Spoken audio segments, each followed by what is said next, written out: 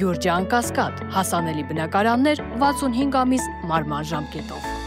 Ստամբուլում տեղի է ունեցել Հայաստանի վարչապետ Նիկոլ Փաշինյանի և Թուրքիայի նախագահ Ռեջեփ Թայիպ Էրդողանի հանդիպումը։ Ավելի վաղ Նիկոլ Փաշինյանը Ստամբուլում հանդիպում է ունեցել տեղի հայ համայնքի ներկայացուցիչների հետ աշխատանքային այցի շրջանակում։ Նա ընդգծել է, որ այցը պայմանավորված է վերջին շրջանում ակտիվացած երկխոսությամբ և նպատակ ունի նոր ազդակ հաղորդել Հայաստան-Թուրքիա հարաբերությունների կարգավորմանը։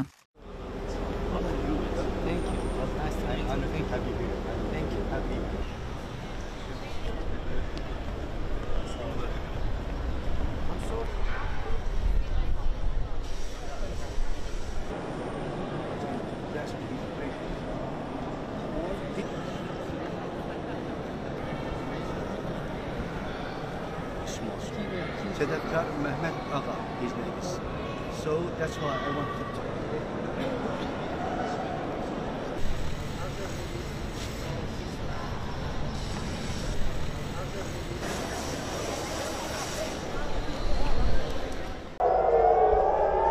Իրано-իսրայելական հակամարտությունը օրորի շարունակում է նոր թափ ստանալ։ Երկու երկրները միմյանց կոչ են անում էվակուացնել քաղաքացիներին և դրան զուգահեռ կիրառում են գերժամանակակից և գերճշգրիտ հրթիռներ ու տարբեր տրամաչափի զինատեսակներ։ Որքան մեծանում է պատերազմական գործողությունների մասշտաբը, հարևան երկիր Իրանում, այնքան անվտանգային խնդիրներն ավելի խոցելի են դառնում տարածաշրջանում, այդ թվում նաև հարավային Կովկասում։ Պատմության փորձն է ցույց տալիս, որ հենց նման իրավիճակներում է, որ Հայաստանի հակառակորդները թշնամիներն օգտվել են առիթից և հարձակվել Հայաստանի վրա։ Այս ֆոնին վտանգ կա արդյոք Ադրբեջանից։ Ադրբեջանը չունի հիմնավոր պատճառ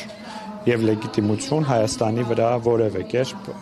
ագրեսիա սկսելու համար։ Նիկոլ Փաշինյանն էլ լրագրողների հետ ճեպազրույցում հայտնեց, թե Իրանում ստեղծված իրավիճակով պայմանավորված անվտանգության խորհրդի նիստ է եղել, ուղղակի հայտարարություն չեն արել։ Այդ նիստերը նրա համար չեն, որ Սյունիքի հետ կապված վտանգ կա։ Ես այդ հայտարարությունները համարում եմ սադրիչ, պրովոկատիվ, մի րոպե, ես այդ հայտարարությունները համարում եմ սադրիչ, պրովոկատիվ, ես այդ հայտարարությունները համարում եմ չհիմնավորված և Հայաստանի քաղաքացիների շրջանում անհանգստություն, խուճապ և անորոշություններ գեներացնելու համար։ Հայաստանի Հանրապետությունը և Ադրբեջանի Հանրապետությունը համաձայնեցրել են խաղաղության և միջպետական հարաբերությունների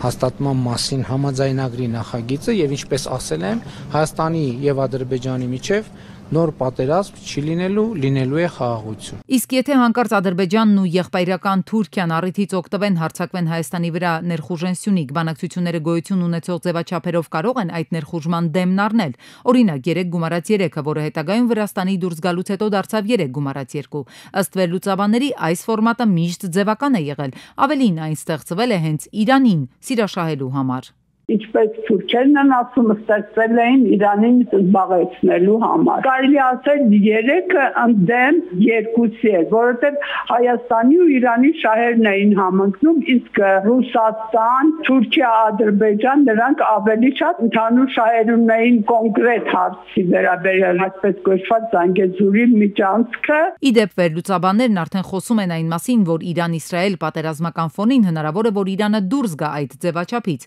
և դրան կհետևի նաև Հայաստանի դուրս գալը։ Եթե Իրանը դուրս գա, ապեն կդառնա 4, բայց արդեն հաստատակշռությունն է խախտվում։ Հետևաբար կարելի է այդ ֆորմատը դեն գցել։ Հայաստանը կարող է դեն պահանջ դնի, որ արդեն այդ ֆորմատը իր էֆեկտիվությունը չունի եւ իր շահերը ներկայացնող երկրներն են նաև պակասում կամ գործընկերային, հետևաբար այդքան էլ նպատակահարմար չի գտնվում։ Թեև հայկական կողմը խաղաղության է սպասում, սակայն Ադրբեջանը շարունակում է կրկնել, որ Հայաստանը պետք է հարգի ադրբեջանցիների իրենց նախնիները հողերը վերադառնալու իրավունքը։ Ալիևը համարում է, որ սա է կարևոր պայմանը տարածաշրջանում խաղաղության, հաշտեցման և մարդու իրավունքների ապահովման համար։ Անիմաստ է ներկայիս պայմաններում բանակցել Ամերիկայի Միացյալ Նահանգների հետ։ Այս մասին հայտարարել է Իրանի արտաքին գործերի նախարարության խոսնակ Բաղային։ Միացյալ Նահանգները որպես ՄԱԿ-ի անվտանգության խորհրդի մշտական անդամ պարտավոր է պաշտոնապես ճանաչել Իսրայելի ագրեսիան և բացահայտորեն դատապարտել այն, նշել է Բաղային։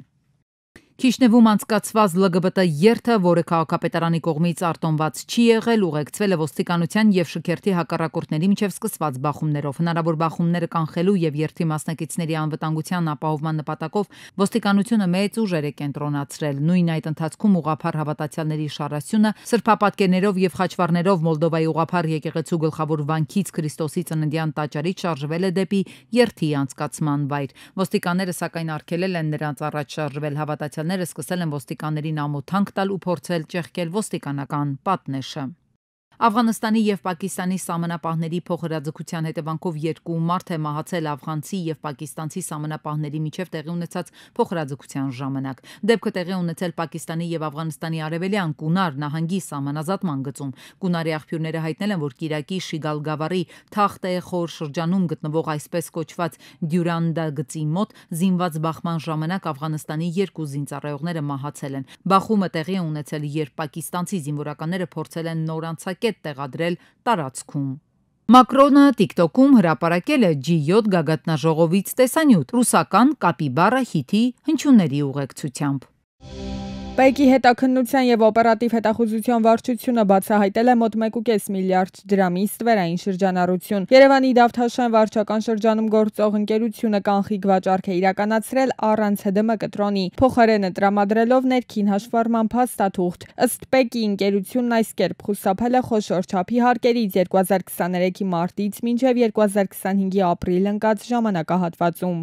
Հակակոռուպցիոն դատարանը վարույթ է ընդունել գլխավոր դատախազության ապօրինի ծագում ունեցող գույքի բռնագանձման վերաբերյալ հերթական հայցադիմումը, որի համաձայն քաղաքացիական ավիացիայի գլխավոր վարչության նախկին պետից եւ նրա փոխկապակցված անձանցից բռնագանձել 8 անշարժ գույք, 2 շարժական գույք, 5 իրավաբանական անձում մասնակցություն, 1 միլիարդ 550 միլիոն 258 հազար դրամ, որպես ստացված ապօրինի եկամուտների եւ միջնորդների մնացորդ, 8 միլիոն 419 հազար դրամ որպես ապօրինի ծագում ունեցող եւ բարեխիղճ ձեռքբերողների փոխանցված կամ չնույնականացված դրամական միջոցների հանրագումարը։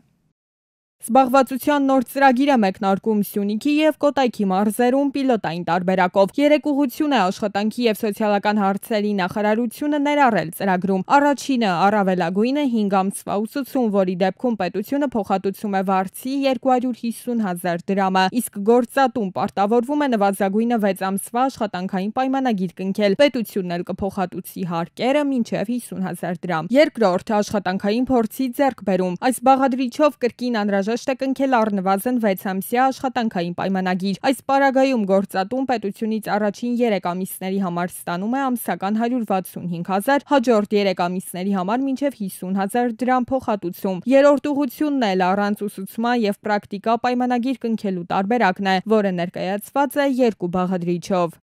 Եթե գործատուն աշխատողի հետ, այսինքն այս պարագայում աշխատունակ նպաստառողի հետ պայմանագիրը կնքում 6-ից մինչև 11 ամիս, ապա պետությունը առաջի 6 ամիսը փոխհատուցում է տվյալ աշխատողը աշխատավարձի 50%-ի չափով, բայց ոչ ավել կամ 50 հազար դրամ։ Եթե գործատուն կնքում է 12 եւ ավելին ամիսներ պայմանագիր, ապա այս պարագայում պետությունը փոխհատուցում է գործատուի աշխատավարձի ծախսերի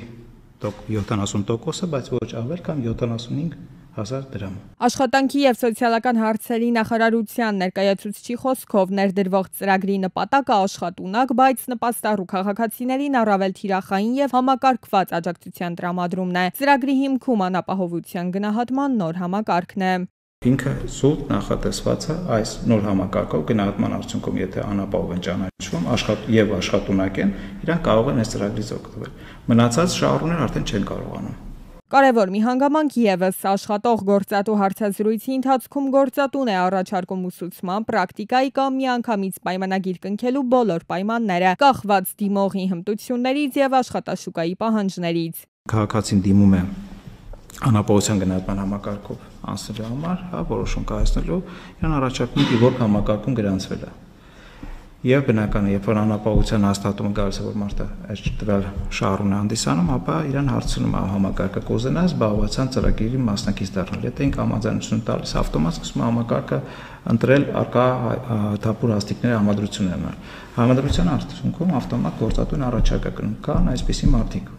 10 օր ժամանակատրում գործատուն որոշի եւ հարցը, այսինքն դա ամբողջը մի թե թվային արտակով մի պատոհան իվորք համակարգով, թե ֆիզիկական, թե միասնական սոցիալական ծառայության տարածքային որևէ գրասենյակ մոտենալու պարագայում մեր աշխատակիցներն կօգնեն։ Պիլոտային ծրագիրն արդեն գործարկված է, ակնկալվում է, որ Սյունիքի մարզում այն կնպաստի հանքարդյունաբերության եւ զբոսաշրջության կոտայքում ծառայությունների ոլորտում նոր աշխատողների ներգրավմանը։ Քասախի բնակիչները հերթական անգամ բողոքի ակցիա են անում պահանջելով, որ 59-րդ համարի ավտոբուսը վերականգնի հին երթուղին։ Բնակիչները պատմում են, որ նախկինում ավտոբուսը հասնում էր մինչև գյուղի կենտրոն, սակայն այժմ այն շրջանցում է Քասախը կանգնելով Մայրուղու եզրին։ Իսկ առաջարկվող երկրորդ տրանսպորտը, որը միակ միջոցն է գյուղ հասնելու, չի կարողանում բավարարել տեղացիների ամենօրյա պահանջարկը։ Ասում են, որ տրանսպորտում հիմնականում նստելու տեղ չի լինում, իսկ Երևան հասնելու համար ստիպված են կրկնակի վճարել։ 59 համար է գալիս վերևով պտտվում հետը դառնում, այսինքն Քասախ չի մտնում, եթե Քասախցին նստի Երևանի ծանրաբեռնվածությունը կշատանա։ Էսի անելու բան չէ էլի ասենք, չգիտեմ, էս ինչ են անում, էս ով են էս մարդիկ ընդհանրապես, էս երեխեքի համար են կանում, որ եկուց մյուս օր հանգիստ կանում, հելնեն էդ հանգա։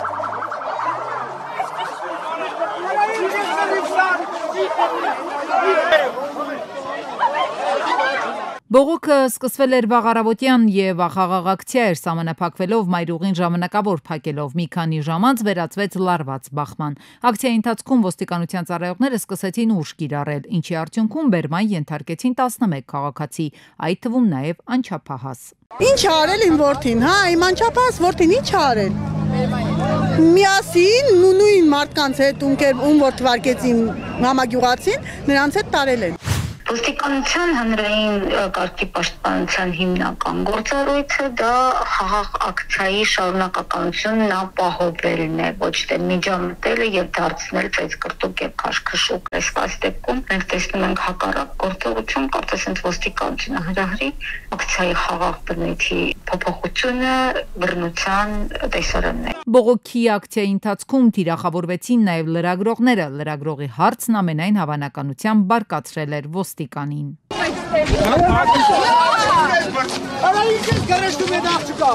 Եվ ոստիկանները շատ կոշտ ձևով էին քաղաքացիներին բերման ենթարկում, նստեցնում ավտոմեքենան։ Դրվագներից մեկում երևում է ինչպես է սույն կարմիր բերետավորը քաղաքացուն մեքենան նստեցնելիս հարվածում։ Ես ոչ թե հարցնում եմ ինչու եք բերման ենթարկում քաղաքացուն, այլ հարցնում եմ թե ինչու են ծեծելով բերման ենթարկում քաղաքացուն։ Հետևեցին իրավապաշտպանների եւ մարդու իրավունքների պաշտպանի գրասենյակի արձագանքները։ Օմբուդսմենը խիստ դատապարտեց կատարվածը, իսկ ՆԳՆ-ից հայտնեցին, որ միջադեպում ներգրաված ոստիկանը ազատվել է ծառայությունից։ Իրավապաշտպանների խոսքով ոստիկանության բռնությունները շարունակականն են, նրանց շրջանում հանրային կարգը պահպանելու նոր ձևեր առայժմ չկան, ինչն էլ լարվածության է բերում։ Մենք տեսնում ենք նաև ոստիկանության աշխատակից, որը փաստացի ինքն է բռնություն կիրառում, լրագրողական, մասնագիտական գործունեություն իրականացնող անձի ուղղությամբ եւ դա նաև վկայում է այն փաստը, որ ագրեսիան կառավարելու եւ այդ իրավիճակում սառը գործողություններ կատարելու ունակությունը դեռևս ոստիկանության աշխատակիցների շրջանում չի դարձել կենսակերպ։ Քասախի բնակիչների բողոքի ակցիան դեռևս ավարտված չէ։ Մարդիկ պահանջում են, որ իրենց ձայնը լսվի երկխոսության ճանապարհով։